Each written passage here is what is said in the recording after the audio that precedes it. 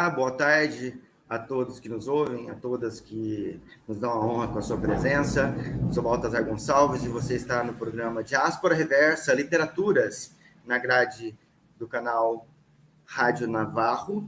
Esse canal tem parceria com o canal Depois Eu Conta, então já convido vocês para curtirem esse vídeo, deixarem aí também, se inscreverem no canal, tanto no Rádio Navarro quanto no Depois Eu Conta, e compartilharem esse conteúdo, né? Hoje nós temos um convidado muitíssimo especial. Nós vamos falar vamos aproximar mais psicanálise da literatura, esse casamento profícuo, né, que existe entre a psicanálise e a literatura há séculos, né? E aprender mais sobre letramento e surdez. Vamos desvendar o universo da tradução para a língua de sinais. Vamos conhecer a criação literária em Libras e descobrir na leitura um método de intervenção clínica para transtornos mentais. Então, tudo isso hoje, porque nós vamos receber aqui o Glaucio Camargos, que está entrando em cena agora. Boa tarde, Glaucio. Boa tarde, Baltazar. Eu vou ler aqui brevemente a sua biografia, né? Para dar uma ideia de quem é o profissional por trás dessa pessoa simpática que você é. E vamos lá, então. O Glaucio Camargos é psicanalista.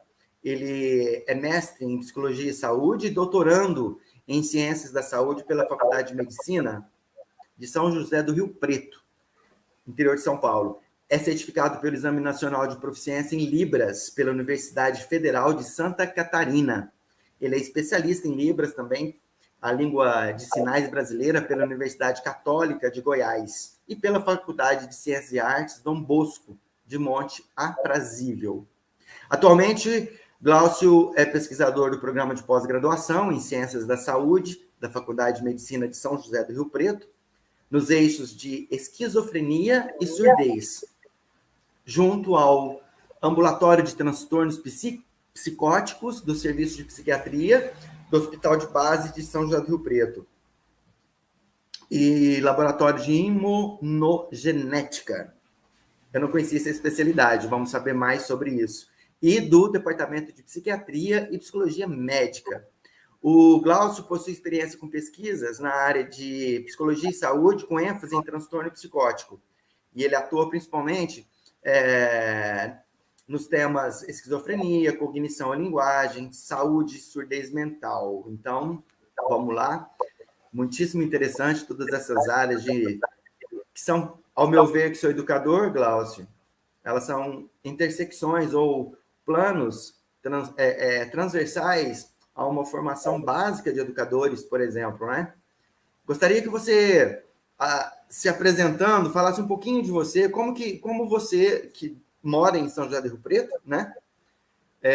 Fez esse percurso, como que o rapaz, adolescente, foi se interessando, o que motivou você, né, a chegar onde você brilhantemente atua hoje. Obrigado, Baltazar, primeiro pelo convite, está aqui, a Rádio Navarro. Obrigado pelo convite de falar sobre literatura, que para mim é uma coisa sagrada, algo que eu acho que a gente ainda não descobriu um símbolo, né? A literatura que trabalha com tantos símbolos, a gente ainda não tem um para representar a grandeza dela. Agradeço pelo convite. E vamos tentar falar um pouquinho de como essa intersecção aí está presente em tudo isso, né?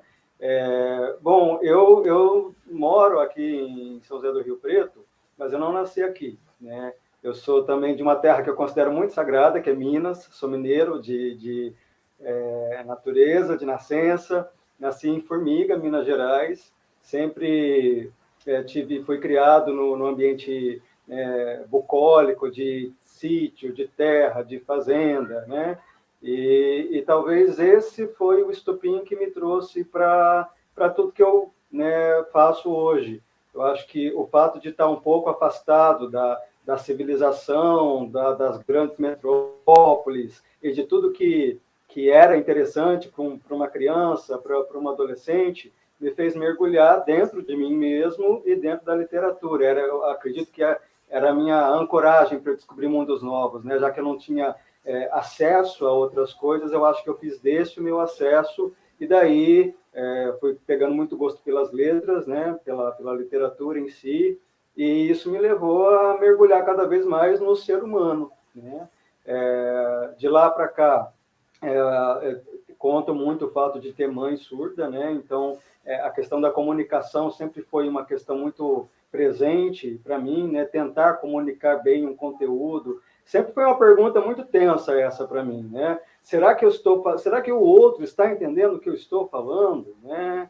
Será que eu estou entendendo o que o outro está dizendo, né? E isso, claro, que era uma coisa que estava ali no seio familiar, acabou me levando para a profissão, para o trabalho. Inicialmente, em 2002, nós tivemos a Lei 10.436 de 2002, que oficializou a Libras como idioma. Então, tudo aquilo que eu conhecia num contexto caseiro, familiar, que fazia parte ali do meu cotidiano, passou a ser reconhecido como língua, como idioma, né? Precisamos tomar cuidado, que muitas vezes a gente ouve falar que é idioma oficial do país, né? Eu digo que ainda não, né? É idioma. O fato da Libra ser idioma não a torna ainda um idioma oficial no país. Nós temos vários idiomas no país, né? A língua portuguesa, a língua de sinais, as línguas indígenas, né? Sim. Etc. Em 2005, nós tivemos a homologação do decreto 5626, que fez com que esse modo de comunicação, que é posto como língua, tivesse presente em todos os locais públicos e de prestação de serviço, o que acabou causando assim, um rebuliço muito grande para os órgãos oficiais, para as empresas, os poderes, tendo que se adaptar. Então, segundo o decreto 5626 de 2005, todo local público de prestação de serviço deve, então, ter alguém que use a língua de sinais, que esteja apto a oferecer o serviço também em língua de sinais. E isso trouxe, como você comentou, Baltazar, um boom muito grande, principalmente para os educadores, né? Porque quando a gente fala de mudanças nacionais, a níveis populacional, a educação e a saúde são as duas áreas que estão na ponta, né? Então, essas mudanças começaram a acontecer na educação, começou a se ter uma preocupação com tradutores e intérpretes de Libras nas escolas. Nós não tínhamos isso, ainda é muito precário, ainda hoje, né? O governo deu 10 anos para que a gente se adaptasse a isso, criar programas de formação para professores, treinamento para as equipes escolares, e a todos os outros órgãos, todos os outros setores, saúde, justiça, lazer e educação, todos eles, né? E aí isso compreende assim um período muito grande do meu percurso, que foi esse momento de treinar, de receber treinamento. Até então eu conhecia Libras de uma maneira não oficiosa, né? Era uma coisa prática. Né? Uma necessidade mesmo da sua comunicabilidade. Perfeito. E depois eu fui conhecê-la como língua, né? Sabendo que ela tem todos os níveis que todas as línguas do mundo têm, né? Quando a gente fala dos níveis linguísticos, que a gente vê presente nas outras línguas, né? Situações em que a gente para estudar formações morfológicas, né? Formações sintáticas. Eu falei, puxa, a gente fala de Libras, Baltazar, as pessoas pensam que é um monte de gesto desorganizado, né? A gente fala, vamos fazer uma aula de Libras. O pessoal pensa que nós vamos aprender sinais, né? E, claro... Também é isso. Parece que estamos tendo um problema de conexão com o Glaucio. Vamos aguardar um instante. E enquanto ele retoma o sinal... Quero adiantar para vocês que ele vai fazer uma tradução aqui, ao vivo, de um poema. Eu vou fazer uma leitura e ele vai fazer a tradução em língua de sinais para comentar tudo isso que ele vem expondo aqui. Acho que minha conexão caiu aqui. Pronto. E estamos de volta. Você falava da inclusão 2002 para cá, as mudanças nos regimentos políticos e que a língua de sinais, ela tem estruturas morfológicas como qualquer outra língua. Não são só os sinais. Isso, perfeito. E isso me levou a pesquisar a questão psicológica do indivíduo surdo, né? O decreto, 5626 de 2005, ele coloca que a pessoa surda ela passa a ser entendida, Baltazar, de uma maneira diferente de como ela vinha sido entendida nos últimos séculos. E isso é muito interessante, porque para as ciências da saúde, a gente tem um grande problema que é entender o ser humano como uma peça a ser consertada, né? Então, a gente olha, a questão entre saúde e doença, faz a gente pensar o que é saúde, o que é doença, o que é que eu preciso apertar, qual é o parafuso que eu preciso consertar, né? Perfeito. E até então, a surdez ela era vista como uma questão apenas clínica. O surdo é um indivíduo... Um defeito. Né? Nós precisamos curar o surdo da sua surdez. Era essa a visão.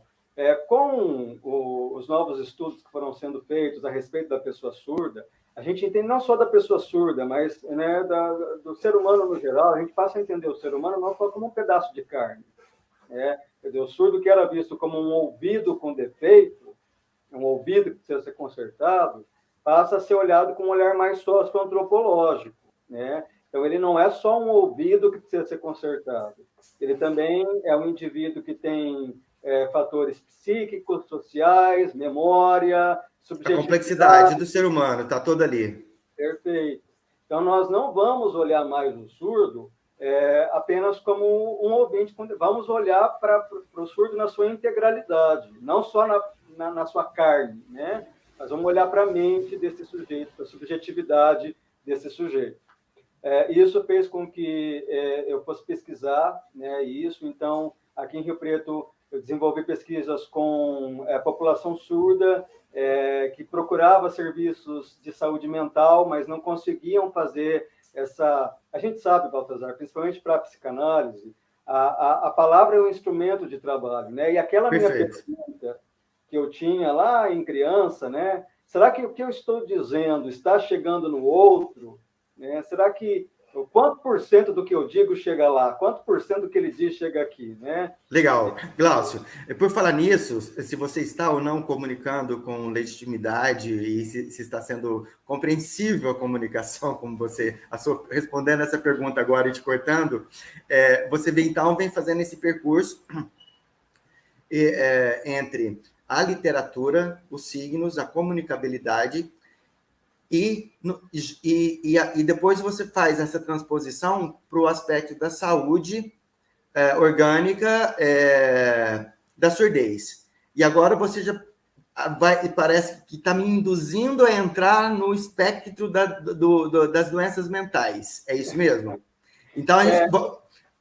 Assim, porque acho que todos nós, né? Nós somos criados assim, como você falou, a integridade, a totalidade das coisas. Então, você está abrindo alguns universos, algumas caixinhas, mas elas dialogam. Então, eu não quero perder e quero que quem nos acompanhe consiga levar esse raciocínio dessa complexidade, das intersecções que você faz. E aí você chega, então, na saúde mental.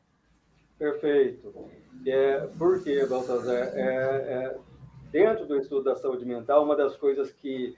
Na verdade, eu acredito que, na minha formação, o eixo central sempre foi essa questão, de será que o que eu tenho aqui dentro é possível, é passível de chegar no que o outro tem? Será que o outro consegue? Eu gosto muito de um trecho do Lavoura Arcaica, do Raduan, quando o Raduan diz o personagem volta para casa depois de ter saído, né, e ele quer comunicar um mundo interno para o pai dele, né, e ele não consegue, né, o pai do personagem, quem conhece o livro vai lembrar que é um livro que fala muito, um texto que fala muito sobre essa questão do patriarcado, parábola do filho pródigo invertida, né? Sim. E o pai do personagem, do André, diz assim para o André, né? Coloque palavra por palavra, né? Coloque palavra por palavra.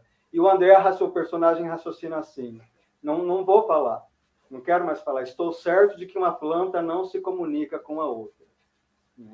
Essa sempre foi a minha questão, Baltazar. Será que é possível, né, que um ser se comunique com o outro? Né? E quando a gente chega na saúde mental, a gente vai ver que grande parte das patologias que a gente tem, hoje a gente está atualizando, inclusive, a CID, né? Esse ano nós começamos a usar a CID-11 até então nós usávamos a CID-10, que classificava de uma maneira diferente os transtornos mentais, a gente vai ver que grande parte do que está na base dos transtornos mentais é a falta de conseguir simbolizar, né, algum conteúdo que existe lá dentro. Então, você fala simbolizar no sentido de nomear, dar palavras, dizer o que é, comunicar e comunicar. Perfeito. Quando chega um paciente, Baltazar, para mim, uma das minhas premissas existe nesse ser alguma coisa que ele quer me contar e que eu tenho que tentar aprender, eu tenho que tentar captar esse universo que ele quer me comunicar, que provavelmente está fazendo ele adoecer. A gente fala hoje dos transtornos depressivos, transtornos ansiosos, e aí, mais uma vez, eu volto para a surdez, Baltazar, porque na verdade, sempre muitos pontos de interrogação, sempre, muitos pontos de interrogação. Eu olhava para o indivíduo surdo e pensava, se grande parte do que faz uma pessoa adoecer psicologicamente é não ter recurso para comunicar o mundo interno dela, quantos surdos será que devem estar sofrendo no isolamento por não conseguir fazer isso? Uhum. Existe lá dentro alguma coisa que ele não consegue. Existe uma condição que está sendo bastante estudada hoje lá da Johns Hopkins, né, que é uma instituição que trabalha muito com transtorno mental, que é a alexithymia. A alexithymia é um quadro conhecido justamente por isso. A pessoa ela não consegue encontrar palavras para o que ela quer expressar e ela acaba desenvolvendo quadros somatoformes, né, transtornos que são de origem psíquica, mas que afetam o corpo. Né? E aí isso me fazia, Baltazar, quando eu lia, quando eu estudava, quando eu via isso na minha frente, isso literalmente me fazia pirar, porque eu pensava, puxa vida. E me lembrava, inclusive, de várias coisas que eu já havia lido, já lá ainda quando no interior de Minas, né? Até para fazer a divulgaçãozinha de algumas coisas, eu lembro de alguns textos. Eu me lembro, por exemplo, do Machado, em Memórias Póstumas, quando ele, no capítulo 7, lá que ele tem o delírio, a alucinação lá do personagem, e ele fala da doença, né, do ser humano, que ora pegava a carne, ora pegava a mente, né, e essa dificuldade de expressar. E eu penso, Baltazar, existe em mim, em você, nos pacientes que eu atendo, no Fernando Pessoa, no Gabriel Garcia Marques, existe em todos nós alguma coisa que a palavra não dá conta. E a gente precisa criar novas palavras, criar novos signos, para que isso, né, dê conta.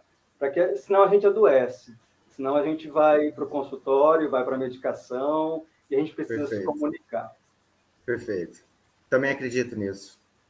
Esse vazio que cresce por não haver comunicabilidade, eu acredito, né? E também já experimentei isso em alguns momentos da minha vida. Eu acredito que todos nós experimentamos numa escala diferente, cada um, mas experimenta um isolamento, porque a incomunicabilidade te leva para um lugar onde a falta de comunicação me isola, me deixa sozinho, o indivíduo, né?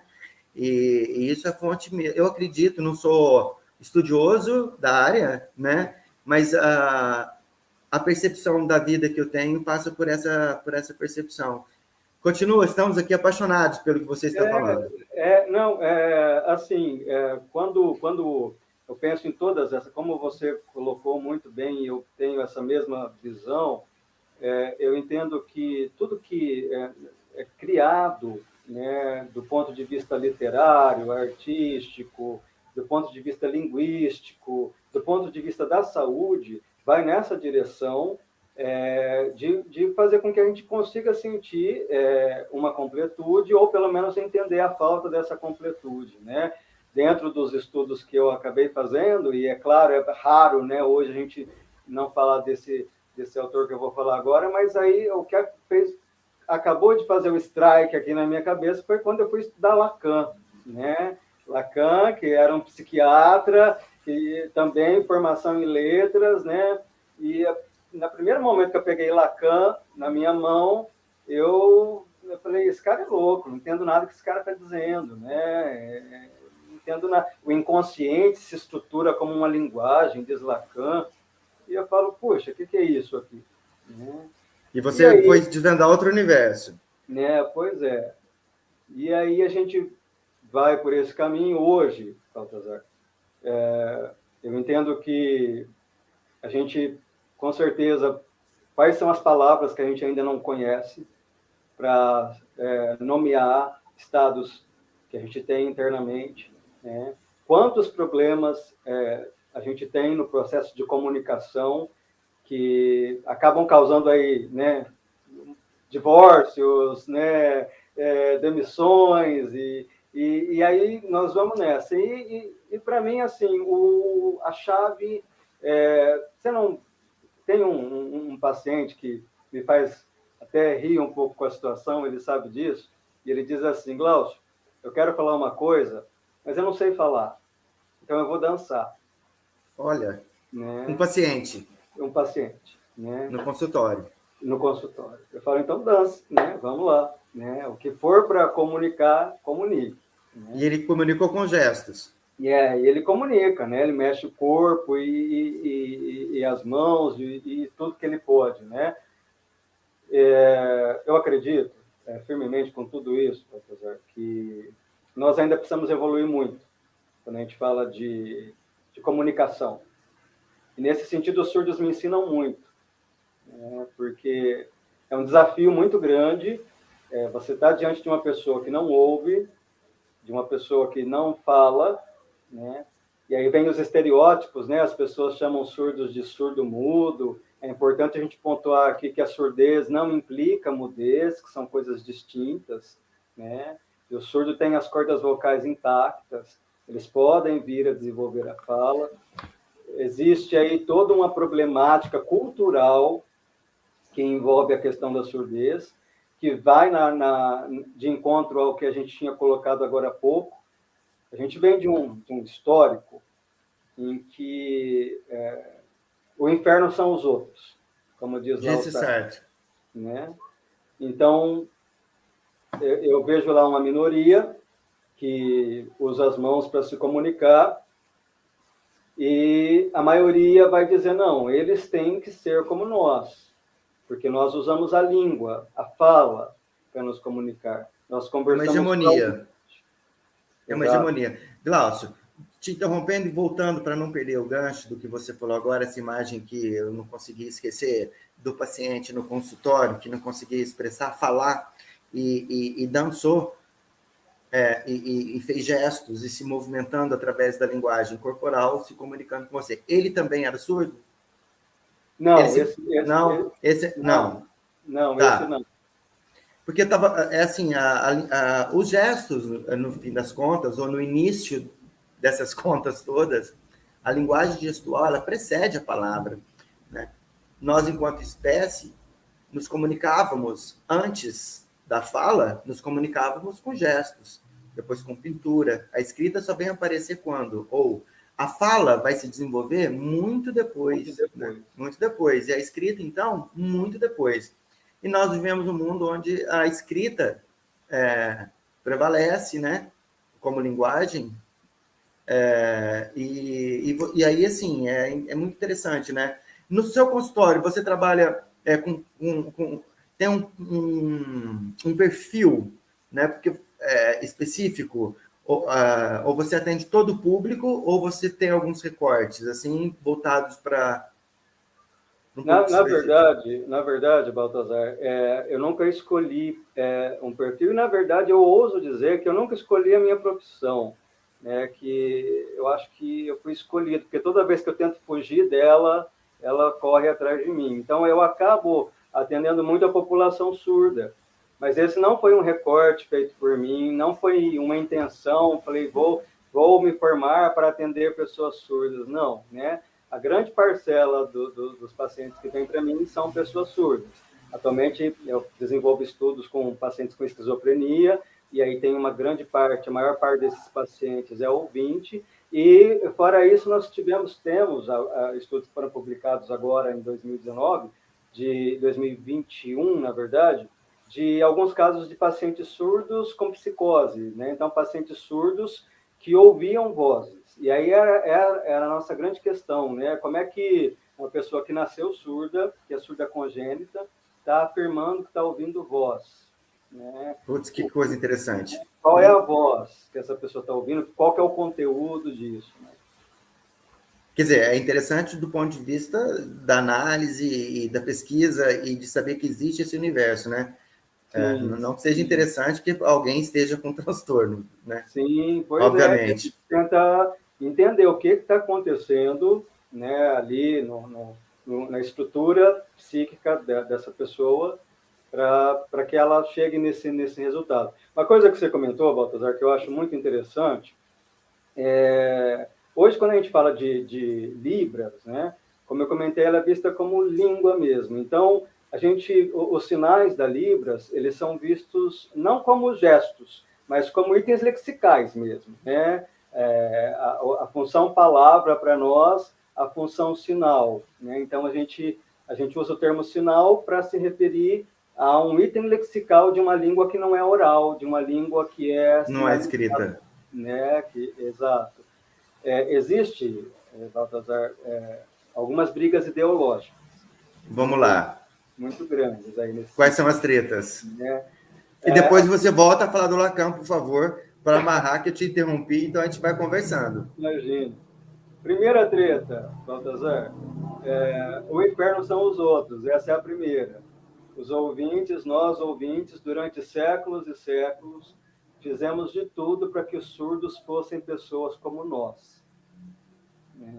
E isso causou um rebuliço muito grande, porque, inclusive, a ciência e a tecnologia entendiam que esse era o melhor. Então, foi criado um aparelhinho para que os surdos ouvissem, né, chamado de AASI, que é aquele aparelho que a gente vê os surdos colocando atrás do ouvido, né, que ele amplifica, aparelho de amplificação sonora individual. Foram criados métodos de alfabetização, né, um método global de alfabetização, as boquinhas, todas pensando em fazer o surdo desenvolver a língua oral e se tornar um falante da língua oral, né? O que tem de errado nisso? Até o momento, não vemos nada de errado nisso. Até chegarmos em um ponto em que olhar para a mente dessa população dos surdos fez com que entendêssemos que existe uma outra maneira de sentir, e que essa outra maneira de sentir não quer ouvir. Isso é muito chocante para nós. Nossa, pausa, para tudo. Vamos lá. Vamos amplificar, vamos botar uma lupa aí no que você acabou de dizer. Puxa, é forte isso, cara. Sim. Então, vamos lá. Pronto. Partíamos da ideia, Baltazar, é assim, né? O narcisismo extremo, né? Eu sou o exemplar perfeito e eu não consigo imaginar que alguém não queira ser como eu, né? O bom é ser ouvinte. Veja bem, eu não estou dizendo aqui que ser ouvinte é ruim, que ser surdo é melhor do que ser ouvinte. Não é essa a discussão que nós estamos levantando aqui, né? A discussão existe uma outra maneira de sentir, de perceber, que nós até então não havíamos alcançado. E nós supunhamos que a nossa maneira era a maneira perfeita, maravilhosa, narcísica, né? Como é bom ouvir o canto dos pássaros, como é bom ouvir a flauta, o piano, a voz de uma pessoa amada. E, de fato, eu acho maravilhoso, né? Sim. E aí a surdez, o estudo da surdez vem mostrar para nós, opa, calma, existe um outro universo que percebe isso de uma outra maneira. E esse universo quer continuar percebendo as coisas dessa outra maneira, né? E são milhares, milhões de pessoas que até há pouco tempo, como você dizia, estavam à margem da sociedade, no sentido de não serem incluídas, inclusive no mundo do trabalho, como você começou o programa dizendo, né? Houve essa percepção traz para dentro do mundo do trabalho, dá melhores condições de vida dentro das possibilidades que todos têm, milhões de pessoas, né? Isso também é cidadania. Com certeza. E essa a cidadania é a grande questão, Baltazar. Eu vejo que assim a liberdade de poder ser, né, quem se é, ou de poder correr atrás disso, né? Eu acho que é isso que está no centro da discussão. Essas pessoas que entendiam que os surdos deviam falar, né, com a boca e não utilizar as mãos, os sinais, eram chamadas de oralistas. Então, o método era o oralismo, né? A criança surda deve falar com a boca, porque quem fala com a mão ressalta a sua diversidade. Nós precisamos fazer a pessoa ficar igual, porque ser diferente é ruim, né? Certo. Então, Quer dizer, errado. Esse era o grande problema do oralismo, né? E ele durou muito tempo aí. Nós tivemos, da década de 70 para cá, um movimento muito forte na área de pesquisa. Na verdade, um movimento que já vinha se desenvolvendo há mais de 100 anos, com um congresso em Milão, os surdos se opondo a esse modo e tentando demonstrar que essa forma deles sentirem e perceberem o mundo é tão legítima quanto a nossa, né? E isso desembocou um outro movimento que passou a ser conhecido como bilinguismo, né? Que é a ideia de que nós, aqui no Brasil, por exemplo, vivemos num país em que é necessário que nós conheçamos as duas línguas. A língua portuguesa, para quem nasceu ouvinte. Então, eu nasci ouvinte, você nasceu ouvinte, a nossa língua materna é a língua portuguesa. E depois nós precisaremos aprender o segundo idioma, a língua de sinais, porque nós temos uma população considerável do Brasil que fala esse idioma. Você tem em números a população que nós temos no Brasil? Segundo o último censo do IBGE, 11 milhões de pessoas surdas no nosso país. Muita gente, né? Muita gente, é um número muito expressivo. E os surdos teriam, nessa metodologia, eles teriam a língua de sinais como língua materna, seriam alfabetizados inicialmente em Libras, e a língua portuguesa como segunda língua, né? A briga está aí. Por quê? Os pais, os educadores, toda a sociedade que vai tentar alfabetizar essa criança, os pais chegam em mim, Baltazar, e dizem assim para mim: Glaucio, meu filho nasceu surdo, estou trazendo ele aqui para você, porque me disseram que tem que ir por esse caminho, tem que ir pelo outro caminho, né? E meu filho vai falar? Quer resultado. Né? E a transformação também. Claro, né? A gente me coloco no lugar desses pais, imagino o pai e a mãe que ficou ali 9 meses pensando em como seria essa criança, fez planos, né? Ela vai passar por um luto quando vier o diagnóstico da surdez, né? Porque a gente ainda vê a surdez como uma questão negativa para a saúde, né? A gente ainda tem essa dificuldade de entender ela como uma percepção, uma característica constituinte diferente. Então, os pais vão dizer assim para mim: meu filho vai falar? E a minha pergunta por que você quer que seu filho fale? Nós vamos fazer o possível. Vamos fazer terapia com fonoaudiólogo, vamos ensinar boquinhas, vamos libras, vamos tudo. Mas por que você quer que seu filho fale? Você vai trabalhar o pai, a família. É raro, Baltazar, dos pais dizerem assim para mim: Glaucio, queria que meu filho fosse normal. Normal. Eu me pergunto, o que essa mãe está querendo dizer com isso, né? Será que ela tem na cabeça dela quando ela usa essa palavra, normal? E aí eu pergunto, né, o que a senhora quer dizer com normal? E ela diz assim: normal, assim, igual você. E eu penso: puxa, será que eu tenho cara de normal? Será que ela está certa? Eu penso, alguma coisa de errado está acontecendo aqui, né? E aí, Baltazar, nós tivemos um problema muito grande, porque um choque entre essas duas metodologias. Ou eu ensino a falar com a boca, ou eu ensino a língua de sinais. E aí, durante muito tempo, ficou uma briga entre essas duas metodologias, mas que uma briga ideológica, não deixa de ter as suas raízes científicas, mas é uma briga mais ideológica.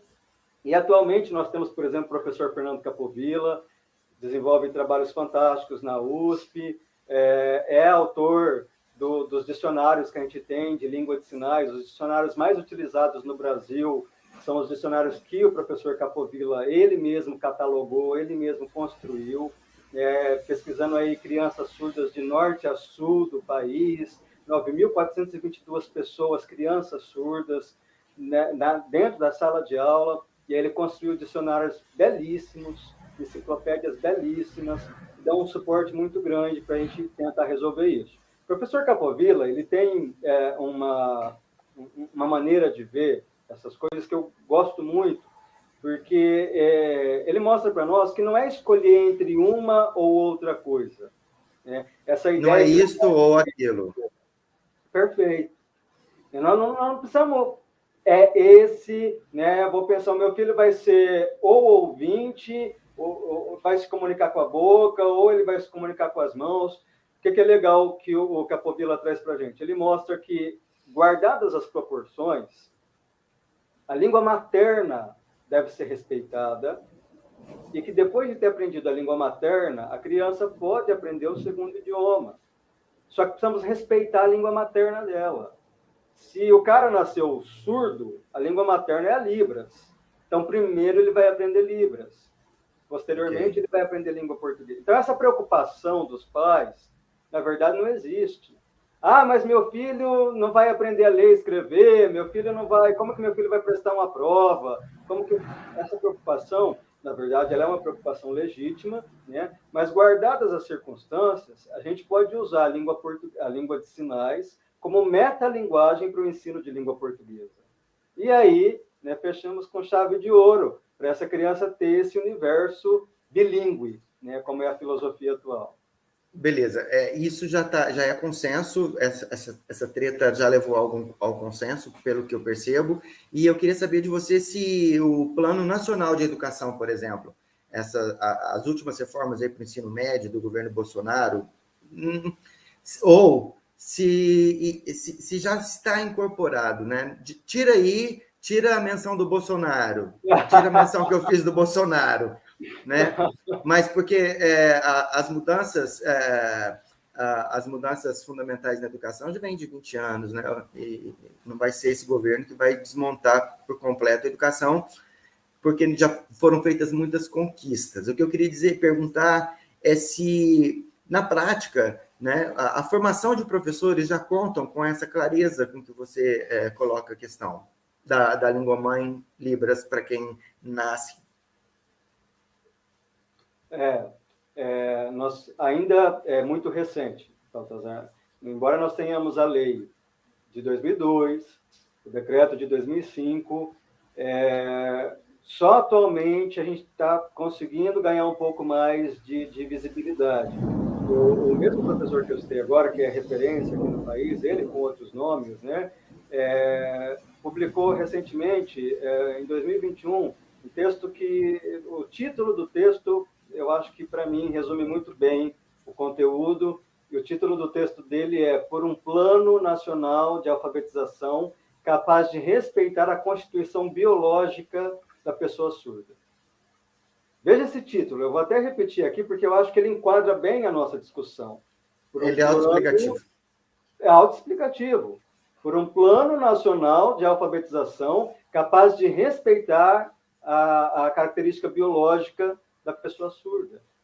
Eu acho muito interessante nesse título que nós não estamos falando da capacidade da pessoa surda aprender, o que era questionado lá atrás. Será que os gregos achavam que o surdo não desenvolvia a mente, né? Aquele ideal de eugenia, construção, né? Então, o foco sai da incapacidade pressuposta do indivíduo e vai para a capacidade do nosso plano de educação de chegar até esse indivíduo. Será que a nossa educação é capaz de chegar nele? E desenvolver as habilidades, né? Ou criar circunstâncias, ou promover circunstâncias para o desenvolvimento das habilidades que ele possa alcançar a felicidade. Eu acho que, no fundo, tudo que todo ser humano busca é ser feliz, né? É ser feliz. Então, vamos lá. Beleza. Agora, em 2021, Baltazar, nós tivemos a legislação que fez com que a língua de sinais, esse bilinguismo, ele passe a ser efetivo desde a educação infantil até os níveis da pós-graduação. Então, atualmente, isso é de 2021, né? Então, é recente, é uma vitória para a comunidade surda, porque um outro fator que é basal nessa discussão é o fato, a gente esquece disso, porque nós ainda temos muita dificuldade de sair do nosso lugar, né? E tentar sentir o que o outro sente. As pessoas dizem assim para mim, mas Glaucio, a pessoa surda, ela não vai desenvolver a escrita e a leitura, né? Não vai funcionar o escrever para ele. A gente se esquece que as letras representam sons, que é uma coisa, né, tão básica para a gente, né? Mas as letras representam sons. Nós estamos aqui falando de um indivíduo que nasceu e não sabe que existe som, não constata som. E aí, o que a escrita representa para ele? Deixa eu só molhar minha garganta aqui, só um minutinho. Lá na alfabetização, a professora vai dizer assim para mim: Glaucio, eu estou tentando explicar para o Joãozinho surdo que B com A é Bá, mas não está funcionando. A gente não está conseguindo formar sílaba, nós não estamos conseguindo inserir ele no mundo das palavras. E aí a gente vai pontuar isso para a professora, né? Professora, vamos lembrar que B é uma representação fonética, fonológica, que, né, A representa um barulho A, né? E nós estamos falando de uma criança que não constatou som, não sabe que existe som. Então, nós precisamos pensar em mecanismos para inserir essa criança nesse universo, né? E aí vem a ideia do Capovilla de que a primeira língua seja a língua materna e essa língua materna seja usada como metalinguagem, né, para o ensino de língua portuguesa. E agora parece que, né, nós vamos começar a ter isso de fato. Glaucio, o Paulo Freire, ele ensina para a gente, educadores, que uma boa alfabetização parte do universo mais próximo de quem está sendo alfabetizado, está tendo contato com a linguagem, com a representação, com a comunicabilidade. Então, se um pedreiro, uma pessoa adulta, nunca passou pela escola, não sabe ler e escrever, e ela trabalha com construção civil, por exemplo, e então as palavras que vão ser construídas ali no dia a dia poderiam ser tijolo, pá, porta, parede e tal. No caso de uma criança que ela não consegue, ela não vai representar o som de B mais A, Bá, ela não conhece o som. E aí, como que seria? Só dá uma pinceladinha para nós. O que você diria para essa professora em termos de método, ou como que nós podemos perceber o caminho dessa criança? Perfeito. Eu estou vendo que aqui alguém comentou a alfabetização da criança surda é através de imagens. Adriene. Adriene Morelato. Obrigado, Adriene. Obrigado, Adriene. Vamos responder. Tem outras perguntas, a gente vai responder já. Vamos lá. Legal. É exatamente isso que a Adriene comentou. Nessa nova sensoriedade, nessa nova percepção através da pessoa surda, a ênfase na audição é diminuída, né? Como nós não vamos trabalhar com a audição, então a ênfase passa a ser por um órgão que recebe, né, o mundo externo. E é claro, a gente recebe o mundo externo pelo corpo todo, mas no indivíduo surdo a visão vai receber essa ênfase, né? Então, nós não vamos trabalhar com aquilo que a criança não tem. Nós vamos trabalhar, Perfeito. Nós não vamos focar na deficiência, nós vamos focar na potencialidade dela. Perfeito. Então, ela tem a visão, né, e isso é o que nós temos cientificamente, que a visão da criança é muito acuta, né, muito apurada. Então, nós vamos trabalhar com imagens. Por isso, nós precisamos investir muito em jogos de memória, em figuras, em textos que sejam feitos só de imagens, com poucas palavras, para que esse trabalho com imagem faça com que a criança tenha acesso à língua de sinais. É preciso que os professores ensinem língua de sinais para essa criança conviva num ambiente com pares iguais a ela, que falem a língua de sinais, e que posteriormente elas façam essa travessia do sinal para a palavra. Então, por exemplo, eu quero explicar lá para a criança que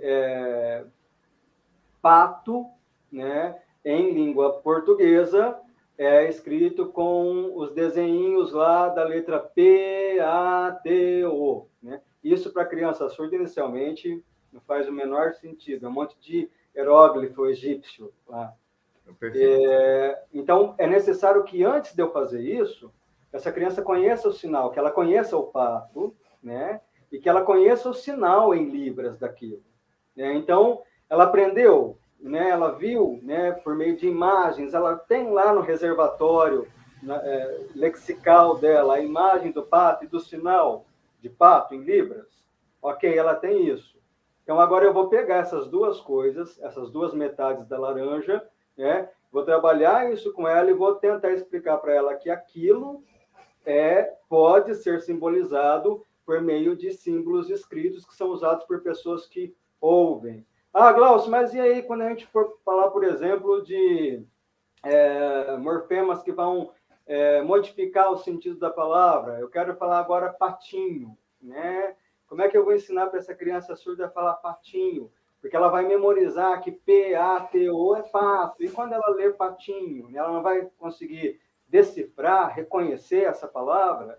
Então, a gente precisa trabalhar questão morfológica em libras, explicar para ela que não vou fazer patinho, que isso não existe em libras, isso não vai ser usado, né? Que eu vou ter que usar expressão facial, expressão corporal, para demonstrar um morfema que vai fazer isso também com o sinal. Basicão, Baltazar, essa criança precisa ver o mundo. Ver o mundo e entender o mundo primeiro em libras. Com base nisso, o professor vai conseguir fazer essa ponte até o universo das palavras escritas, que é tão importante também para que ela tenha acesso a uma infinidade de outras coisas. Eu fico me perguntando, Baltazar, sou apaixonado por literatura, não tenho formação na área, mas sou apaixonado. E aí, enquanto eu estou lendo alguma obra, eu tenho os meus amigos surdos, né? E penso, puxa vida, como é que o Marco, meu amigo surdo, não vai ter acesso a isso aqui? Eu preciso explicar isso aqui para ele. Para um amigo ouvinte, eu pego uma foto, tiro uma foto da página que eu estou lendo e mando pelo WhatsApp para ele. Mas para o meu amigo surdo não dá.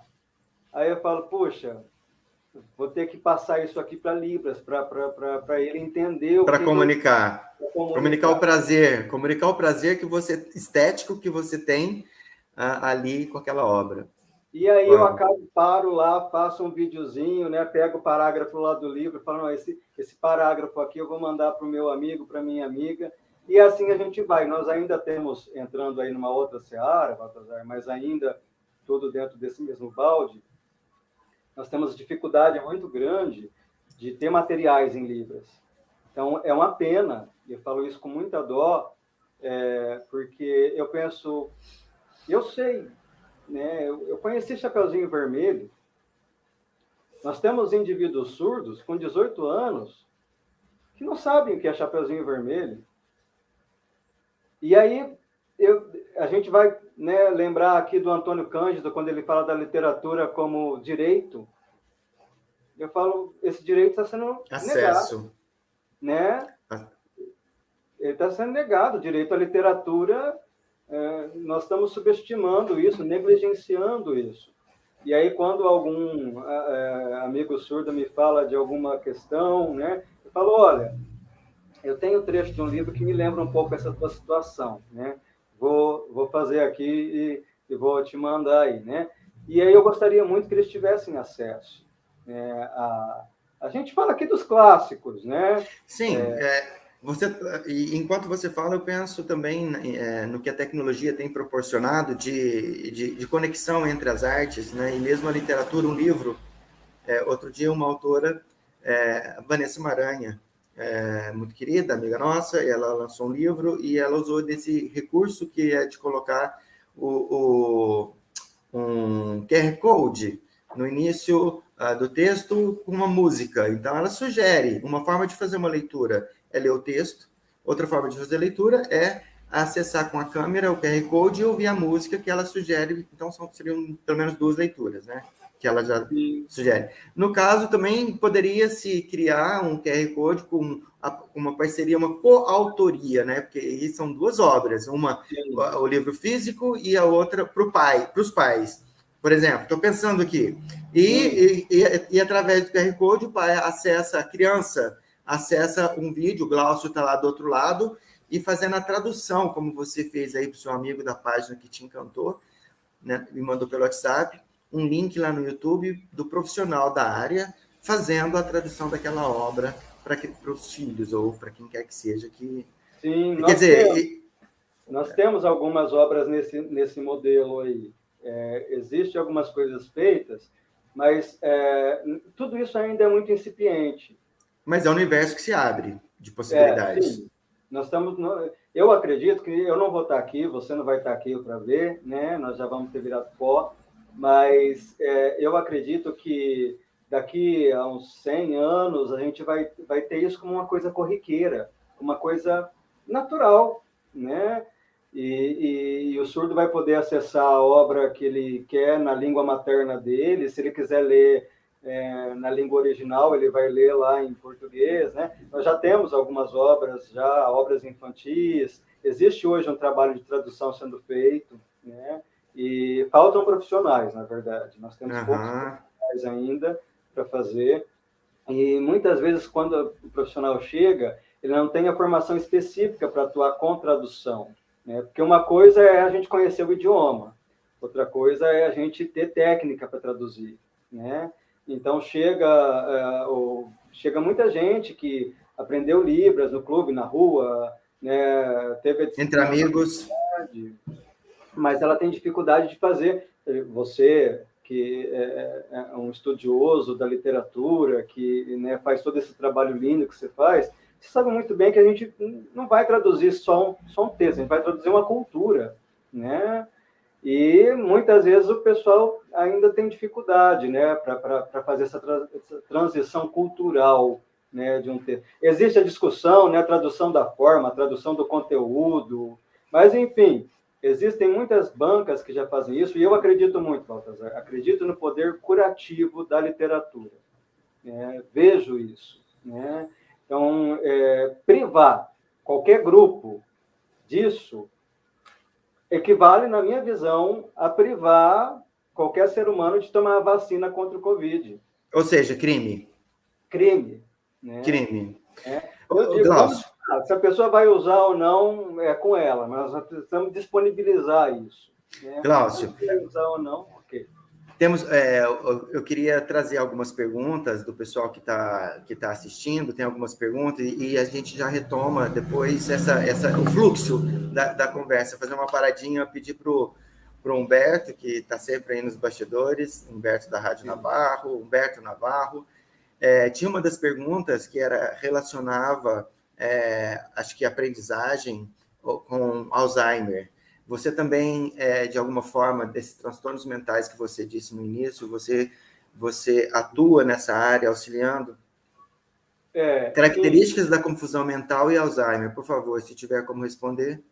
Sim, é interessante. Eu não trabalho especificamente com Alzheimer, mas o Alzheimer ele tem uma conotação muito forte. Um dos sintomas mais famosos dele é a questão da memória, perda de memória, confusão mental, como está colocado aí, né? E sim, é muito interessante porque língua e memória são coisas que não se desligam, né?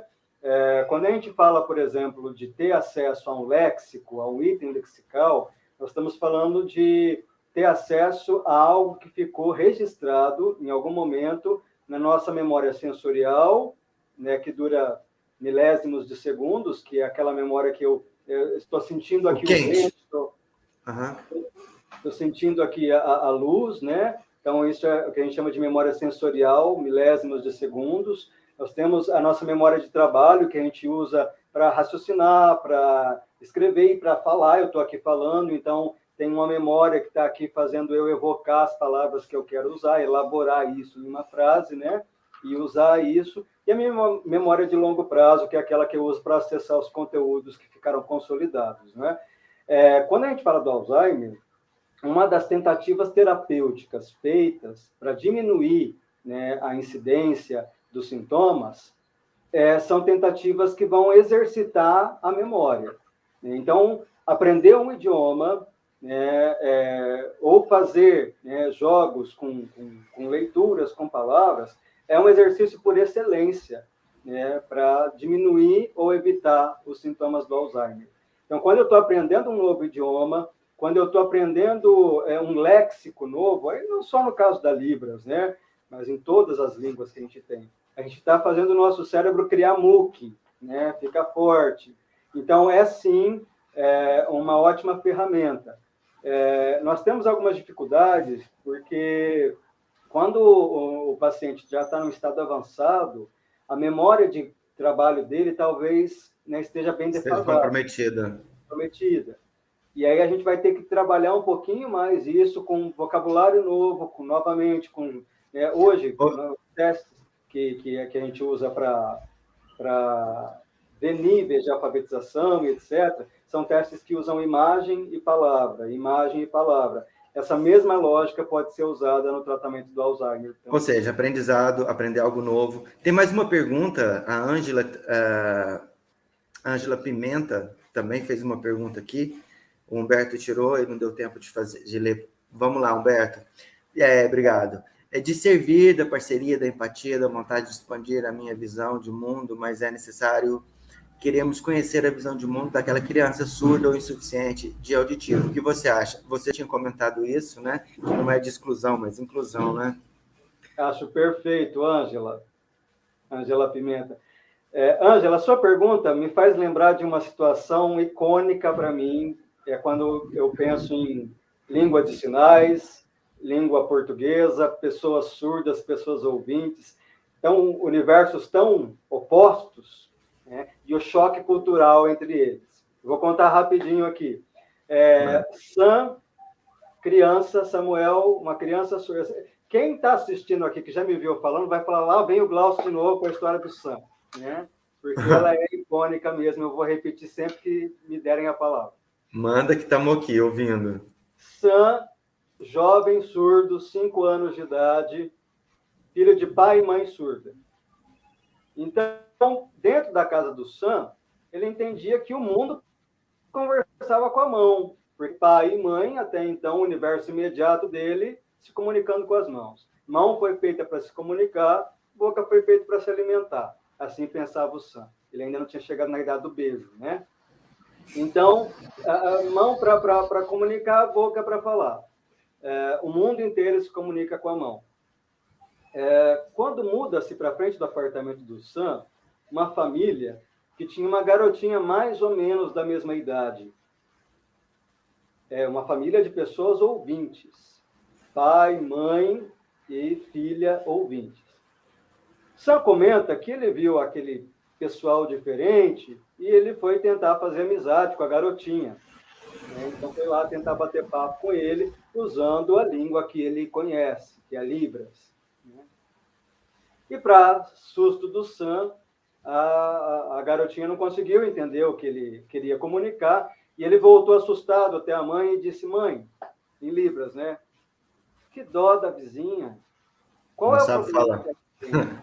Né? Ela tem... Deve ser muito difícil para ela. Ela não sabe falar. Qual é o problema dela? Então, o Sam entendia que o problema não era ele. O problema era a vizinha. Quer dizer, ele não tinha percepção de que para ele faltava alguma coisa. Para ele, a vida estava linda, maravilhosa. Né?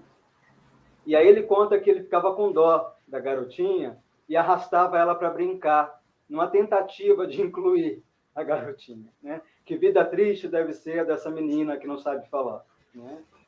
E ele comenta que até um dia, então, ele apertou os pais na parede e disse, escuta, os vizinhos são estranhos. O que acontece na casa dos vizinhos? E os pais explicaram, então, que eles faziam parte de uma minoria ouvinte e que os vizinhos faziam parte de uma minoria surda e os vizinhos de uma maioria ouvinte. Né? Quando eu olho para essa história, que é verídica, é um fato, eu penso nessa alteridade, né? Nessa troca de lugares entre o ser surdo e o ser ouvinte. Né?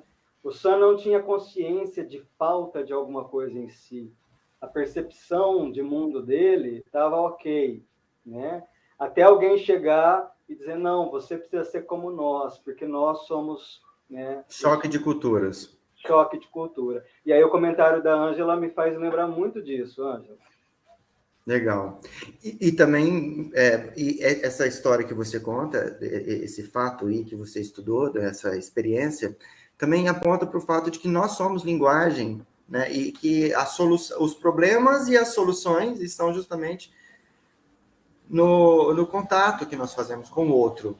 Então, assim, eu vou me perceber diferente quando eu faço contato com o outro. Também me percebo semelhante quando faço contato com o outro. Quando eu me isolo em mim mesmo, por algum motivo que seja, eu vou ficar nesse egoísmo aqui, e isso é fonte de muitos problemas, inclusive problemas mentais. É difícil, Baltazar, a gente entender isso? Né? Para você que é especialista, que lida e está trazendo assim de forma tão clara, até parece que eu entendo do assunto, mas não. Né? Eu acredito que as pessoas que estão nos ouvindo e que vão ouvir, porque esse programa fica gravado, elas também vão ter essa percepção, né? Pelo fato de que você, sim, comunicou até aqui o que a gente pôde conversar, e nós já estamos em 1 hora de conversa, que infelizmente vai ter fim, e com muito sabor, né? Dizendo dessas coisas com propriedade e também trazendo para nós essa percepção, né? Que muitos talvez não tivessem, outros como a Ângela e outros. Temos mais perguntas, Humberto? Mais alguma pergunta que eu deixei passar? A Conceição Mazola, obrigado, Conceição. A Libra, ela diz, a Libra, como a nossa língua mesmo, tem muitos sinais que necessariamente não são do alfabeto de Libras, mas sim, na maioria da maneira nossa de introduzir sinais, como nos introduzimos os dialetos. A Conceição Mazola já tinha comentado que ela é professora, educadora, e também vem acompanhando essas mudanças que você estava mencionando na educação. Sim, sim. Já teve uma época que a faculdade testava os surdos e não encaminhava para a nossa escola, porque trabalhávamos com Libras. Foi uma guerra. Sim, Conceição, obrigado pelo teu comentário. É fantástico. Essa guerra ideológica, né, que eu disse que gosto muito dos textos do Capovilla, porque ele demonstra que ela não precisa acontecer, né? Que é só a gente respeitar a língua materna de cada grupo, né? Agora é interessante o que a Conceição comentou, porque nós temos... A Libras não é feita de alfabeto, né? Cada sinal, né, ele tem uma ideia, ele abarca uma ideia, né? E ela também tem as questões regionais e culturais. Nós temos sinais que são de um jeito no sul, que podem ser feitos diferentes no norte, e assim por diante. Muito bacana. Tínhamos combinado nos bastidores de fazer uma leitura de um poema para essa pessoa que possa vir nos assistir e que é surdo, né? E levar um poema de Cecília Meirelles, aquilo que você falava, como alguém não conhece Chapeuzinho Vermelho, como essa pessoa, como é o universo dessa pessoa sem os mesmos referenciais que eu tenho, e eu gostaria que essa pessoa tivesse esses referenciais, assim como eu gostaria de ter os dela também, né? Não sei se é possível, você poderia fazer isso para nós? Poderia? Sim, eu só preciso que alguém declame aí, que alguém... Eu faço a leitura e você faz, eu faço bem pausada, pode ser? Pode seguir teu ritmo normal. Normal? Pode seguir. Tá bom, então vamos lá. Depois, deixa eu pegar aqui o poema. Vamos lá, então. É um poema da Cecília Meirelles, do livro Ou Isto ou Aquilo. E o poema é o nome do livro, Ou Isto ou Aquilo. Ou se tem chuva e não se tem sol, ou se tem sol e não se tem chuva. Ou se calça a luva e não se põe o anel, ou se põe o anel e não se calça a luva. Quem sobe nos ares não fica no chão. Quem fica no chão não sobe nos ares. É uma grande pena que não se possa estar ao mesmo tempo em 2 lugares. Ou guardo dinheiro e não compro doce, ou compro doce e não guardo dinheiro. Ou isto ou aquilo, ou isto ou aquilo. E vivo escolhendo o dia inteiro. Não sei se brinco, não sei se estudo, se saio correndo ou se fico tranquilo. Mas não consegui entender ainda qual é melhor, se isto ou aquilo. Cecília Meirelles.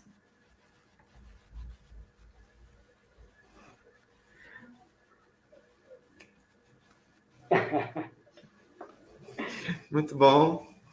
Quer dizer, seria bom poder habitar essa intersecção dos universos, né? Eu gosto muito, eu acho que eu habito os lugares, eu não habito as partes, eu habito o lugar em que elas se comunicam. Sim. Gosto muito e queria já agradecer a você por trazer esse olhar, dizer que, da minha parte, eu fico com a vontade de continuar conversando com você e trazer mais informações. Nós temos esse desejo. Gostaria de pedir para quem nos assiste, deixar aí nos comentários algum assunto que gostaria que, numa outra oportunidade, né, o Glaucio pudesse voltar aqui para poder expandir mais o assunto. E queria pedir para você, Glaucio, que fizesse algumas considerações do que você trouxe ou eu te interrompi e a gente conversando ficou para uma outra vez, né? Mas eu gostaria que você usasse esse momento final, esses minutos aí, para trazer. Eu acredito muito, Baltazar, na comunicação, como a gente começou, e eu acho que foi o fio condutor da nossa conversa, né? Comunicação para a saúde, comunicação por lazer, comunicação para resolver contato, né? Eu sou fãzaço da Lispector, e naquela entrevista famosa dela, ela diz, né? Acredito nisso, que existe quem tem contato e quem não tem contato, né? Eu acho que a gente precisa, como humanidade, melhorar esse contato. E aí eu deixo aqui, né, esse pensamento para a gente, né, tentar melhorar esse contato. Facilitar a comunicação das pessoas com o mundo torna a vida melhor. E eu agradeço muito a oportunidade de falar sobre isso. Muito bem, muito obrigado você. Queria agradecer quem nos acompanhou até aqui, quem vai assistir, que compartilhe o vídeo, que leve essas informações, que levem o canal, que levem esse conteúdo adiante, né? E é isso. Olha lá, a Ângela, né? Maravilhoso, Glaucio, muito bem. Mas, realmente, podemos ficar aqui mais uma hora, ô Humberto? Se o Humberto não falar nada, a gente vai continuar aqui por uma brincadeira. Fica então aqui já o meu convite, viu, Glaucio? A gente vai conversar nas redes aí, o pessoal deixa aqui também os comentários, deixa aqui nos comentários um assunto que você gostaria que o Glaucio voltasse para abrir mais, né? Educação, comunicação via língua materna de sinais, transtornos mentais, e tantos outros assuntos de intersecção, transversais que ele trouxe para nós, e por isso somos gratos, e é isso. Sigamos, então, confiante, meu amigo, bom trabalho, boas pesquisas, tá? E luz para nós. Voltamos em breve. Amém. Obrigado. Tchau.